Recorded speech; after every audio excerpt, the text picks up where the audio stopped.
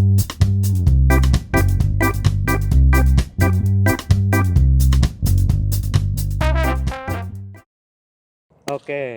kembali lagi di Pokasi, Podcast Ilmu Komunikasi dan Literasi. Masih bersama saya Nurul Diva Kautsar dan sekarang kita kedatangan tamu yang istimewa. Dia itu salah satu bisa dibilang penulis lepas dan salah satu pegiat media juga ya dulu. Ya cukup fokus lah di bidang penulisan esai sama feature. Langsung saja mungkin kita sambut dan beri tepuk tangan untuk Sulhan di sebelah saya ini. Halo. Oke, gimana Bapak Oke. Sulhan? Sehat? Apanya ini? Oh, sehat. Oke. Setelah sekian purnama tidak berjumpa ini. Sekarang rambut Anda gondrong ya? Oh iya dong. Keren sekali. Kan memang. kata Anda ini ya, orang laki-laki itu pasti dewasa ya, tapi nggak semua laki-laki itu pasti gondrong. Gitu. Oke, bukan dewasa Pak, pasti tua tapi nggak semua gondrong. Oh iya pasti tua, tapi nggak semuanya gondrong ya. Nggak semua Oke. kan gondrong. Gini Sul, kita sekarang mau ngobrolin soal ya seperti yang tadi disebutkan ya, esai sama feature. Anda kan memang sudah lama menyelami dunia itu gitu loh, sejak zaman kuliah. Bohong. Jadi ya itu Sul, kita akan ngobrolin soal penulisan ya, salah satu cabangnya esai sama feature. Dan Sulhan ini juga salah satu penulis lepas dari mojok.co ya. Terakhir kamu ngirim kapan? Terakhir ngirim di Mojok itu. Dan soal apa waktu itu? Oh terakhir aku nulis di Mojok itu feature tentang Feature ya? feature tentang kalau aku nggak salah ingat sih tentang ini ya, yang budaya ngeteh itu kan. Oh iya. Yang aku liputan di kedai teh lokal teh itu salah satu kedai teh yang iya. yang memang jualan teh aja gitu di Jogja gitu. Khusus teh, makanya sekarang kita ditemani sama secangkir teh juga. Oh, ini gitu. teh ya? Ini teh dong. Oke.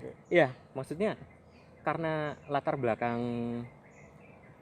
dirimu kan memang menggemari tulis menulis ya sejak kuliah. Nah, aku tuh penasaran gitu loh. Mungkin bisa di sharing sama teman-teman semua. Gimana sih asal mulanya kamu senang nulis gitu dan awalnya kenapa tertarik dan sejak kapan gitu loh. Oke. Sharing lah. Biar tahu. Oke.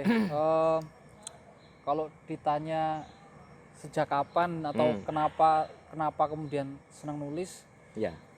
Mungkin sebenarnya aku tuh dekat dengan dunia tulisan sejak kecil ya, sejak anak-anak gitu. Aku maksudnya suka membaca gitu ya. Tapi dulu waktu masih SD SMP gitu kan banyaknya baca cerita rakyat, terus Cerita rakyat. Wow.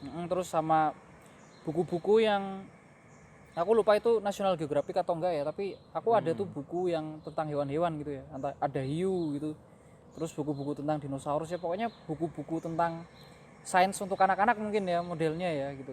Jadi sejak kecil gitu kakak-kakak sepupu saya beberapa itu kan suka main ke perpus gitu ya, karena mungkin OSIS gitu. Terus mereka kalau ke rumah saya main itu sering bawain saya buku gitu, buku nyolong di perpus.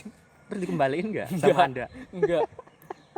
Itu dulu ya. Jadi udah dari kecil tuh udah seneng itu dengan dunia tulisan gitu ya, sering baca gitu. Tapi baru bener-bener nulis itu ya waktu kuliah gitu. Maksudnya bener-bener mencoba untuk menulis ya waktu aktif di pers mahasiswa di UI itu ada Kognisia ya, di psikologi, fakultas psikologi itu. Baru dari situ sih ternyata kalau kita menjadi pembaca dan menjadi penulis kan beda ya. Kalau menjadi pembaca kan sensasinya kayak kita menikmati makanan, minuman gitu ya. Tapi kalau kita menjadi seorang penulis yang ibaratnya kita yang ngeracik minuman itu gitu ya, yang akan dikonsumsi oleh orang tuh sensasinya beda. Gitu kan ada keseruan tersendiri gitu. Mulai dari situlah kemudian saya lebih mengeksplor dunia tulis menulis ya. Tepatnya berusaha untuk aktif di situ gitu. Karena ya suka sih.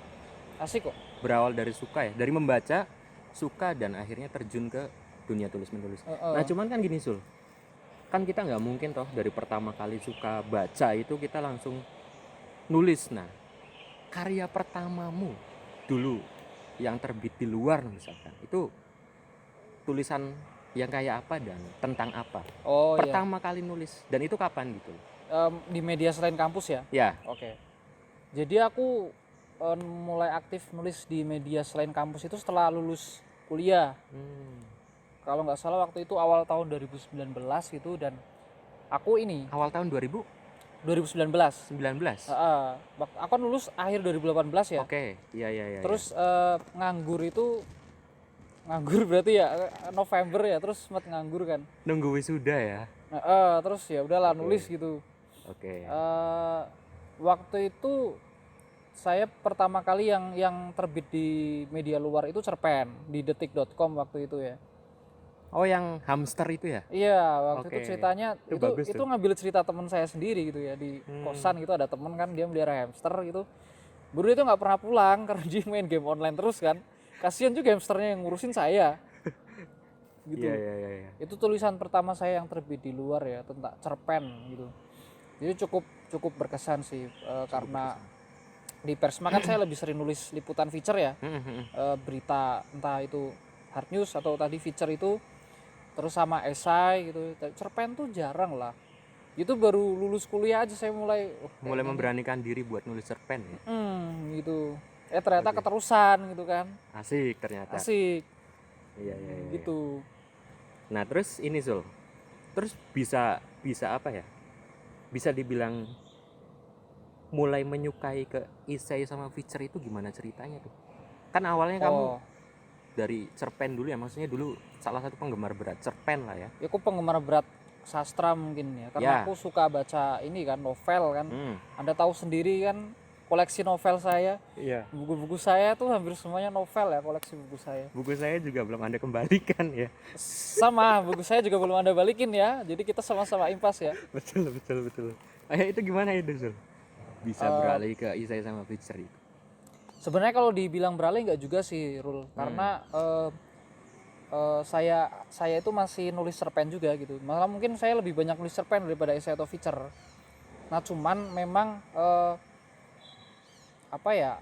mungkin masing-masing genre itu punya kesan tersendiri gitu buat saya ya. Kalau misalkan nulis cerpen itu kan kita lebih bebas ya mengeksplor subjektivitas kita gitu, mengeksplor perasaan kita, hal-hal yang sentimental gitu ya. Misalnya kita lagi di suatu tempat gitu, terus kita merasa tempat itu tuh indah banget gitu. Kalau kita bisa aja sih mengutarakan itu dengan sebuah esai ya, tapi kan akan lebih, menurut saya itu lebih menjiwai ketika kita menulis itu dalam bentuk cerpen ya. Artinya kita bisa bebas menulis perasaan kita, mungkin kita bisa menyamakan tempat itu dengan keindahan yang kita alami di sebuah mimpi gitu ya, atau kita mungkin bisa menghayalkan bahwa di situ ada sebuah kehidupan yang pengen kita bangun gitu ya. Sebuah kehidupan yang pengen kita bangun suatu hari nanti, tapi karena kita nggak bisa mewujudkannya di dunia nyata, kita bisa mewujudkannya dalam dunia cerpen gitu loh, dalam dunia cerita fiksi kan. Nah itu kan hanya cerpen aja yang bisa gitu. Kalau esai saya kira kurang ya. Kita kalau esai kan kita bicara tentang lebih ke pemikiran gitu ya. Esai juga pemikiran, cerpen juga pemikiran, cuman lebih luas aja gitu, lebih santai karena fiksi kan sifatnya gitu. Gitu sih. Lah kalau feature itu sebenarnya kesan saya terhadap feature setelah ini sih ya. Kamu pernah baca ini enggak, kumpulan liputannya Pantau itu yang jurnalisme sastrawi itu? Belum sih, belum ya. Kamu harus baca tuh, itu bagus lah. Saya awal-awal kepincut feature waktu di Persma setelah membaca itu, jurnalisme sastrawi yang kumpulan liputan yang di buku ini tuh, di terbitan Pantau itu ya. Nah di situ saya melihat liputan tuh ternyata ini bisa nggak harus selalu kaku kayak di berita-berita di media mainstream yang bisa kita baca ya, di koran atau di ya media-media mainstream apa aja tuh, Kompas, Detik gitu-gitu kan. Kebanyakan kalau kita baca berita kan kaku ya, hard news gitu kan. Nah sedangkan yang saya baca di Pantau ini, kayak misalnya yang kayak Hikayat Kebo dan lain-lain gitu. Kalau saya nggak salah ingat ya judulnya itu bercerita banget gitu loh. Malah aku bacanya kayak ini kayak cerpen daripada liputan, cuman itu liputan. Tapi bentuknya berita ya, cerpen tapi berita gitu ya.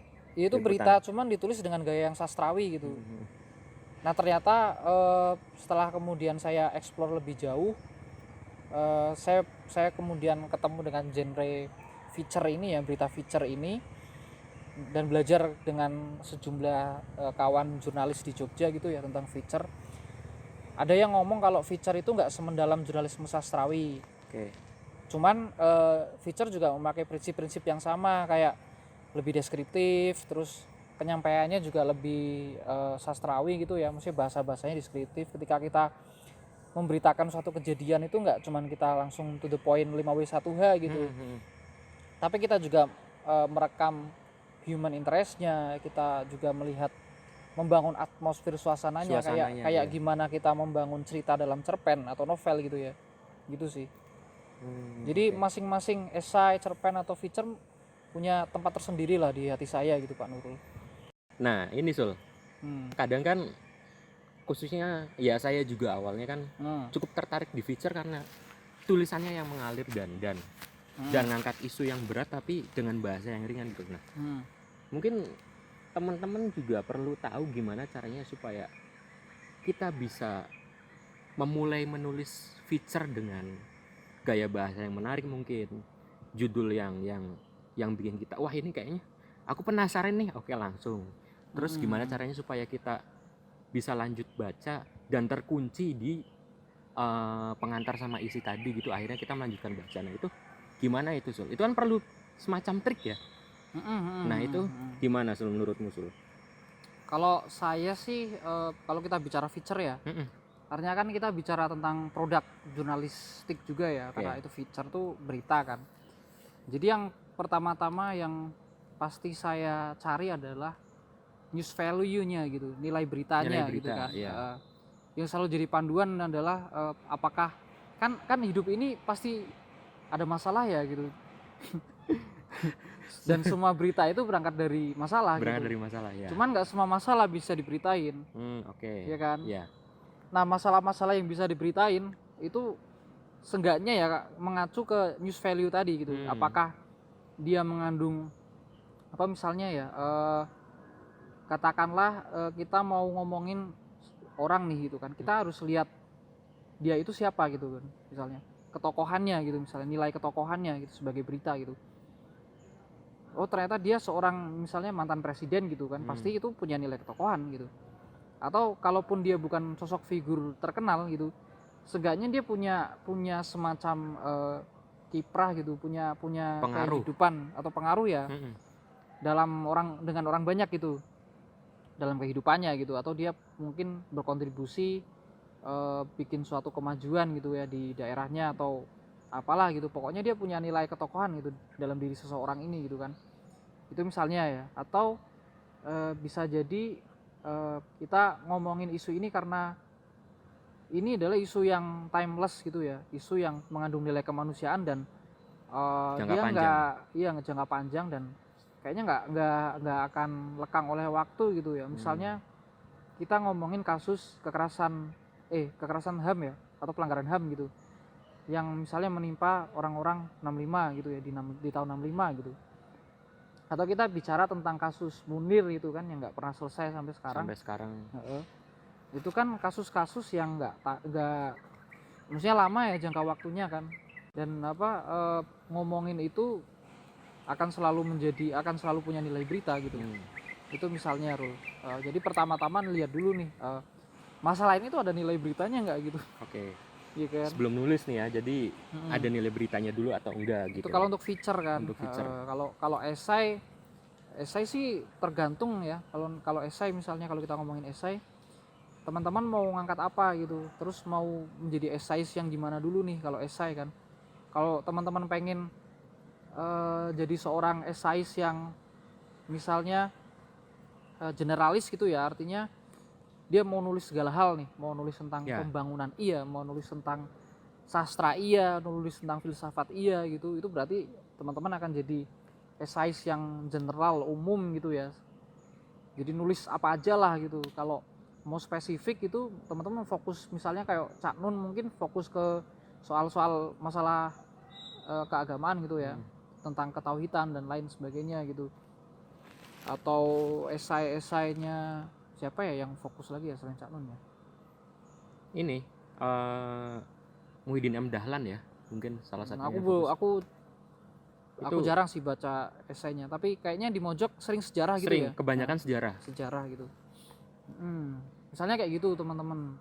Oke, itu bisa menentukan karakter kita juga ya, maksudnya Kalau esai mau jadi esai seperti apa gitu loh. Akhirnya kan ya balik lagi ke teman-teman mau fokus ke tema tertentu atau mau yang generalis aja. Nah, ini menarik Sul. Aku kan beberapa kali baca esainya salah satu yang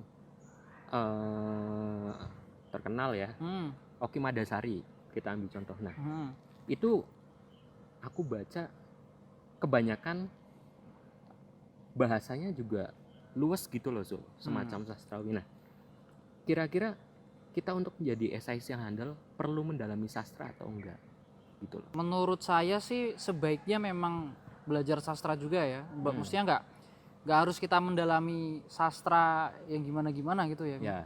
Tapi lebih ke ini sih, meminjam perangkatnya sastra gitu ya. Misalnya perangkat. Saya kalau di sastra pasti kan deskriptif banget ya. Kalau sastra kan lebih deskriptif, terus penyampaiannya tuh bisa mengalir gitu.